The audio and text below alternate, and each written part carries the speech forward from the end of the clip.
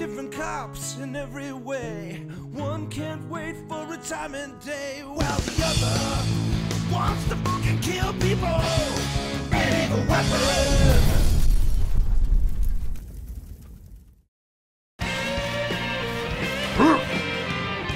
What the hell happened out there with the monk?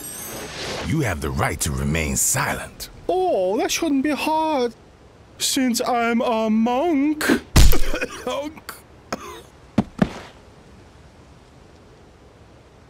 What? He wasn't being silent.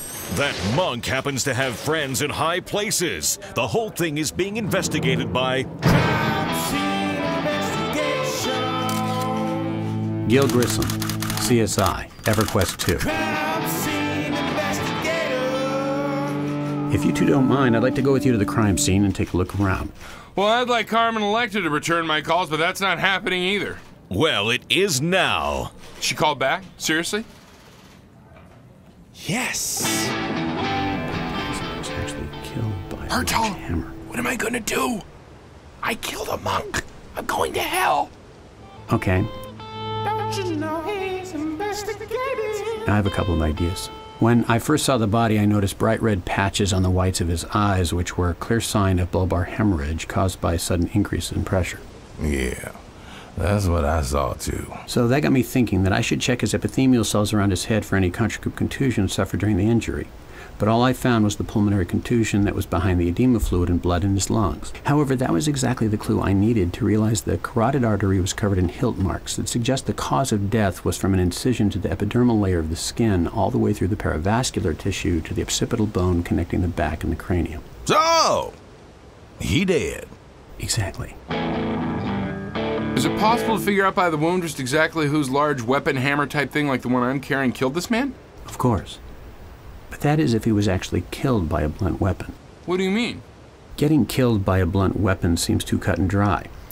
So I took a sample and found that he had azoospermia. Right, the inflammation of the metaphysical oleo membrane thing. No, that's not it. It means there's an absence of spermatozoa in his semen. Right, I mean that's what I was... Whoa! How did you get that sample? I used a dual-stage comparison polarized microscope and some good old-fashioned police handiwork. Crime scene masturbation. Ew. So I wondered that if he didn't have any spermatozoa, what was in there? I ran the DNA through the jibbly-gobbly-gloop machine and... Oh, so a jibbly-gobbly-gloop machine. Now, is that even real? Not only is it real, but it discovered that our monk here is actually a drug runner from Ecuador who's had his testicles replaced with heroin balloons. So the monk was actually a mule. So then I'm not going to hell for killing a monk. Wait, you killed the monk? Whoops. Crime scene, see you later. He died of a heart attack. Right? Investigation over. I'm getting too old for this shit.